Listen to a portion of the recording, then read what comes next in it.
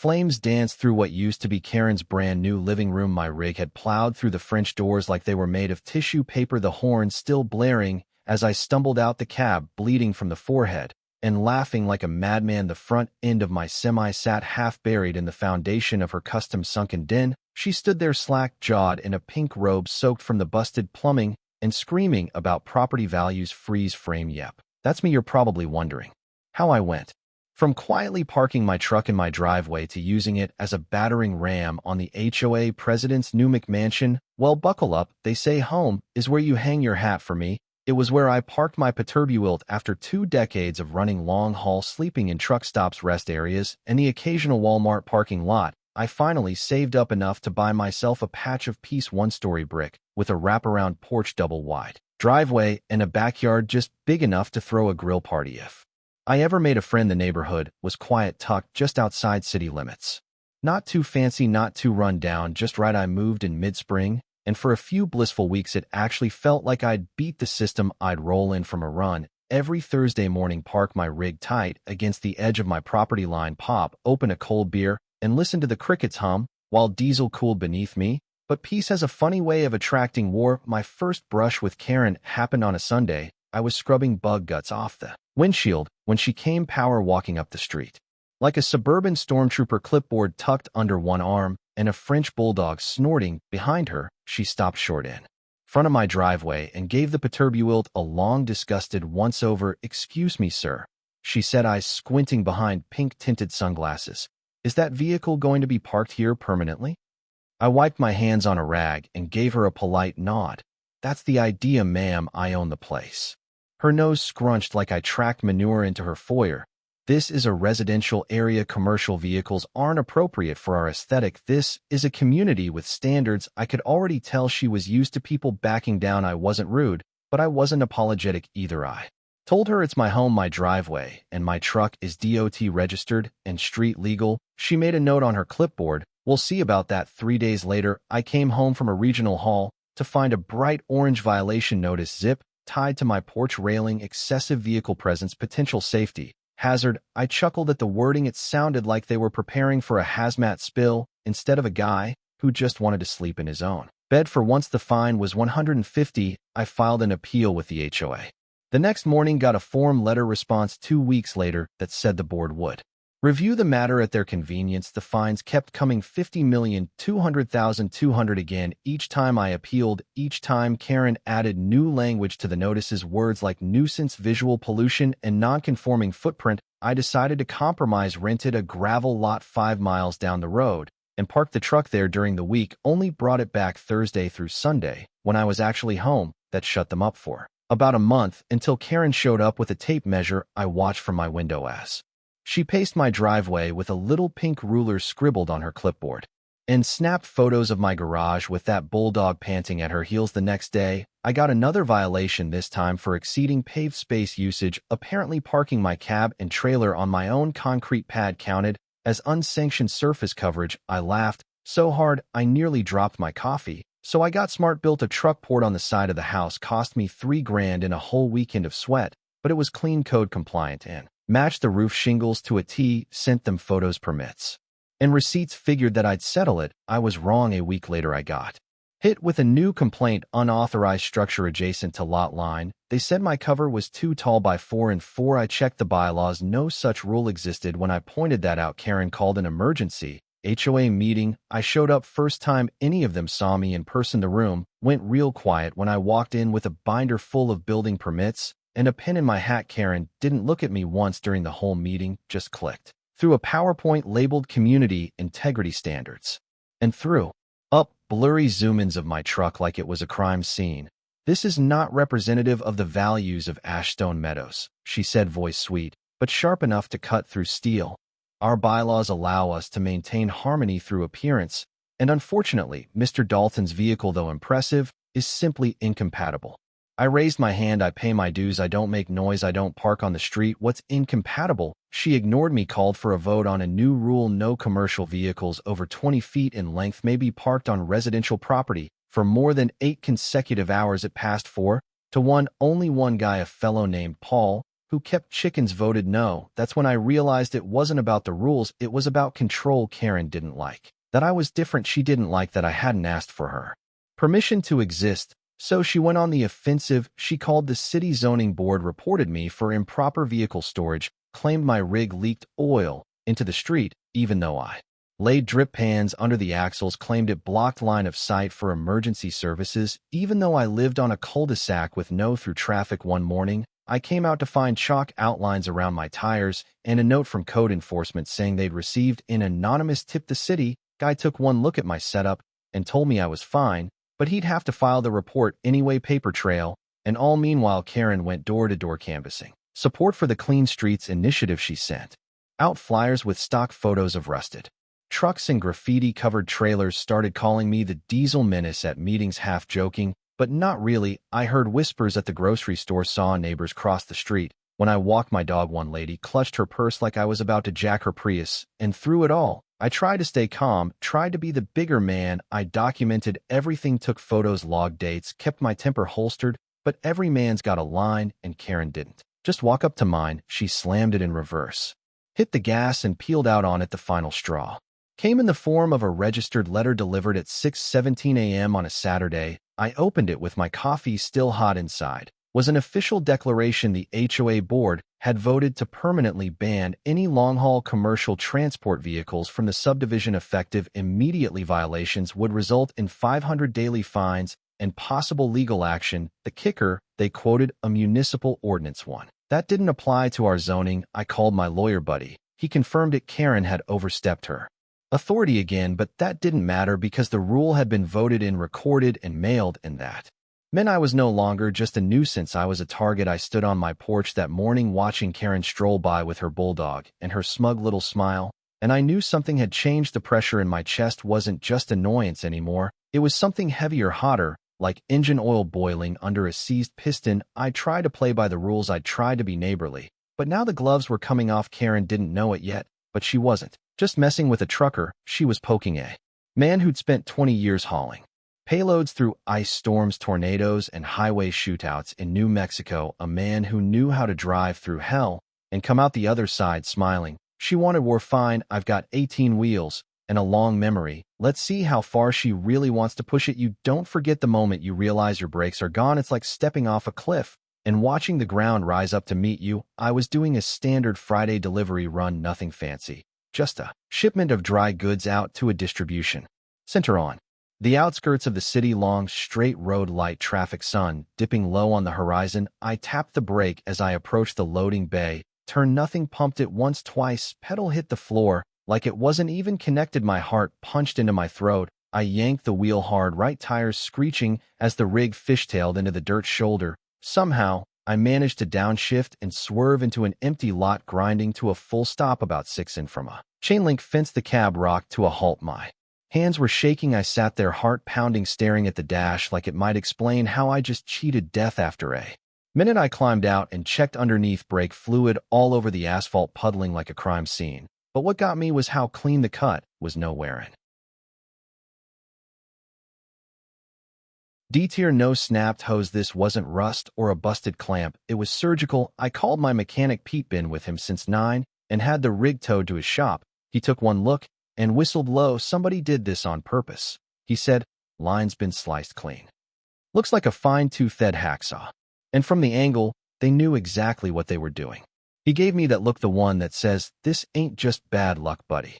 My stomach sank. I asked him if it could have been damaged in transit, maybe a pothole or debris, anything to keep me from jumping to the conclusion I already knew was true. He just shook his head. "This wasn't random. Whoever did this wanted you to wreck. And they knew trucks." I called the police, filed a report. The officer on duty, young guy, smelled like cologne and coffee, took some photos and nodded a lot. Promised to look into it, but I could tell from the way he skimmed the damage with his flashlight that he wasn't going to bust his ass over it. No witnesses, no fingerprints, no security footage, just a clean-cut brake line. And a very lucky trucker who didn't plow into a family of 4 that afternoon. The officer asked if I had any enemies. I laughed, said, "How much time you got?"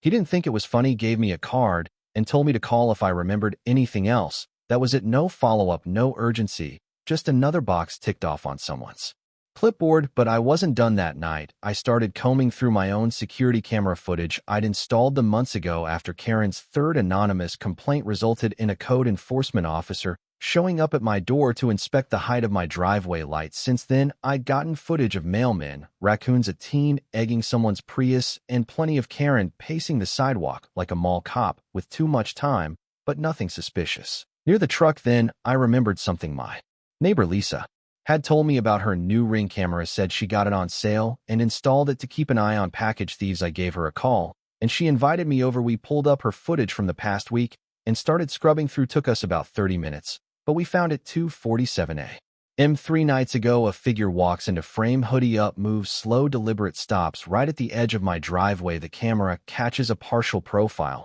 as he glances toward my truck, face in shadow, but the body language was familiar. The guy walks off, disappears down the street. We zoomed in and froze the frame. Couldn't get a full ID, but you could see the patch on his jacket sleeve, a local contractor's logo. One I recognized, Treadwell Building Services, owned by none other than Mark Treadwell, old board member. Karen's lap dog, the same guy who'd once tried to find me for non-uniform mailbox presentation because I didn't use brass numbers. Lisa printed the frame for me just in case I gave it to the police. They said it was not definitive and inconclusive for legal action, but to me it was enough. I'd seen Treadwell loitering before, always lingering just a little too long near my driveway, always pretending to be on a walk when he was clearly casing something. But why would he mess with my brakes? Why now? I started digging, used an old favor to run some records. Turns out Treadwell had a quiet little contracting business on the side, one that did property maintenance, vehicle detailing, even small-time fleet servicing. Funny thing though, he'd submitted a bid the year before for a citywide vehicle maintenance contract, a big one, 7 figures, and lost it to my employer, the logistics company I'd been contracted with for 5 years, the same company that gave me this route, this truck, the same company that had their logo painted on my trailer for half the year. I kept digging, dug up city council minutes, old RFPs, contractor bid records. Mark Treadwell's proposal had been flagged for incomplete compliance and insufficient bonding. In other words, he cut corners and got disqualified. My company, we nailed it, scored the deal, and from what I could tell, he never got over it. That's when the light bulb went off. This wasn't about Karen and her crusade against my truck. Not entirely. It was deeper than that. Karen was just the spark, but Treadwell was the gasoline. This wasn't just some HOA pettiness. This was personal, a grudge dressed up as neighborhood policy, a vendetta buried under paper fines and phony votes. They weren't just trying to push me out, they were trying to ruin me, maybe worse. And for the first time since this whole thing began, I felt something shift in me.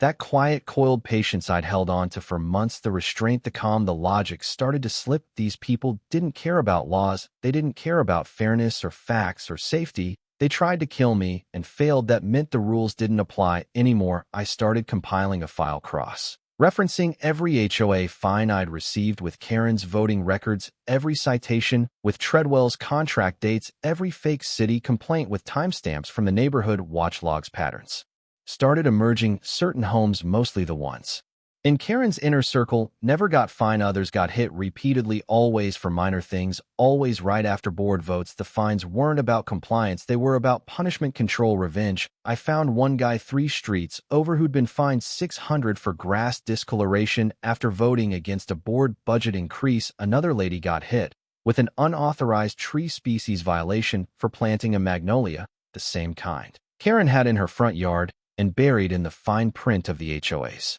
bylaws a clause giving the board discretionary authority to assign additional maintenance duties to non-compliant members. I.E. forced HOA labor. They turned the entire system into a weapon. I wasn't the only one bleeding, but I was the only one ready to bleed back. I bought a second security system, redundant backups, cloud storage, night vision, motion sensors. I filed a FOIA request for the HOA's city communications. I traced Karen's property purchases, found out she bought her house at a 30% discount through a development incentive linked to a shell company tied to Treadwell's LLC. I connected the dots.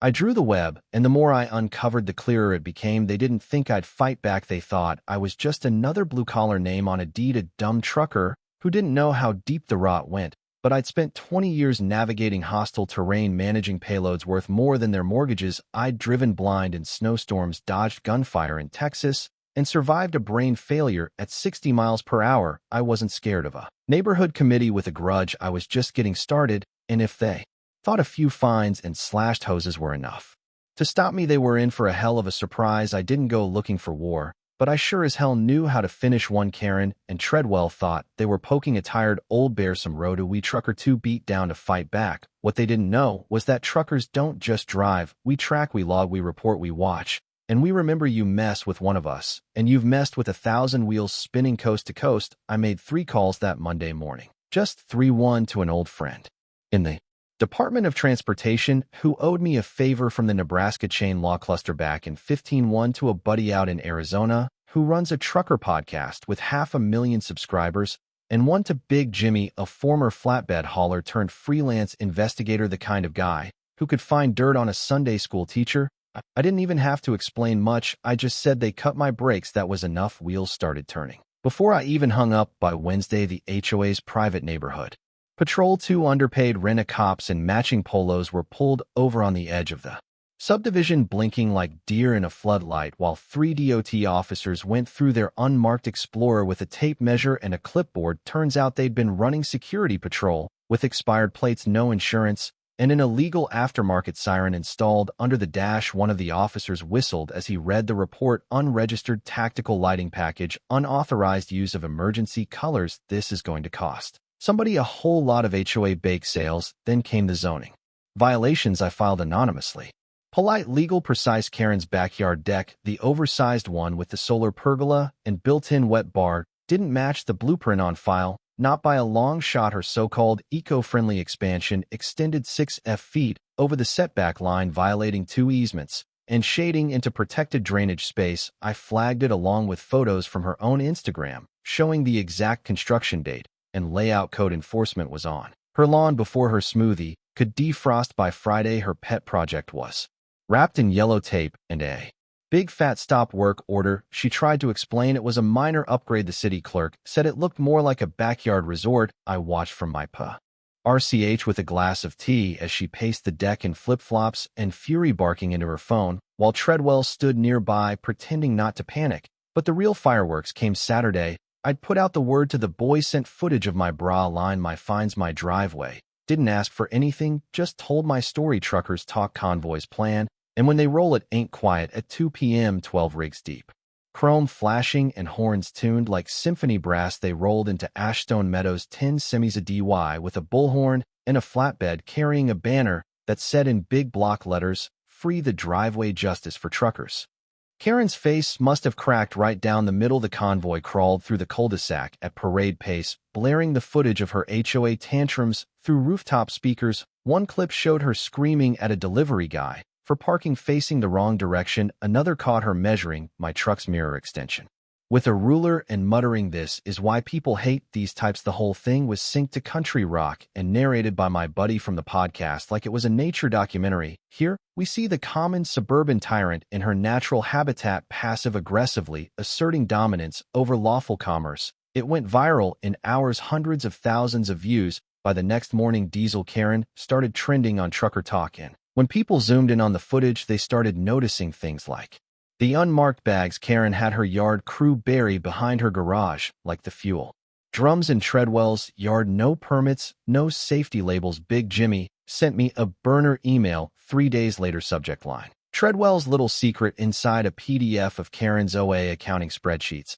but not the official ones. These were copies he pulled from a cloud sync tied to Treadwell's office laptop. Turns out there were 2 sets of books, one for public meetings and one for what Jimmy called Karen's kitchen drawer fund, fines collected, never reported payments to shell companies, payouts labeled beautification services that match none of the HOA's actual vendors. Thousands skimmed right off the top. Some of it went into her remodeling, some to Treadwell. One payment went to a consulting fee for a man with the same name as the city zoning clerk. I printed it all, bound it, highlighted every dirty dollar. Meanwhile, I wasn't just sitting on my porch sipping lemonade. I fortified reinforced motion sensors, night vision cam, steel casing around my brake lines, and a little trick I learned from a guy in Tennessee who ran rig security out near Memphis, a tamper-activated dive bomb Nothing dangerous, just a pressurized capsule of purple dye that stained skin for a solid 48 hours. Thursday night, 2:14 a.m., I caught the silhouette my driveway alert pinged, and I tapped into the feed. Hooded figure crouched by the passenger's side. Wilwell laser-focused, then dye burst out like a squid in a panic. The figure stumbled back, arms flailing, slipping in their own mess. I hit the siren, floodlights snapped on, and they're blinking under 50 lumens of LED judgment stood Karen, purple from neck to knees, one gloved hand still holding a small steel tool that looked a whole lot like a brain wrench. She ran, not fast, not coordinated, but with the panicked grace of someone who knew she just made the biggest mistake of her HOA career. The camera got it all, every frame crystal clear. I didn't call the cops right away. I uploaded the clip, sent it to a private list of homeowners in the subdivision. Let the grapevine do what it does best. Within an hour, I had 20 new friend requests on the neighborhood app and 3 anonymous envelopes stuffed in my You've just gone through the journey from dreaming of a cozy home with a porch to a trucker's furious showdown with a ruthless HOA campaign. Here are some hard-earned lessons you shouldn't miss. 1.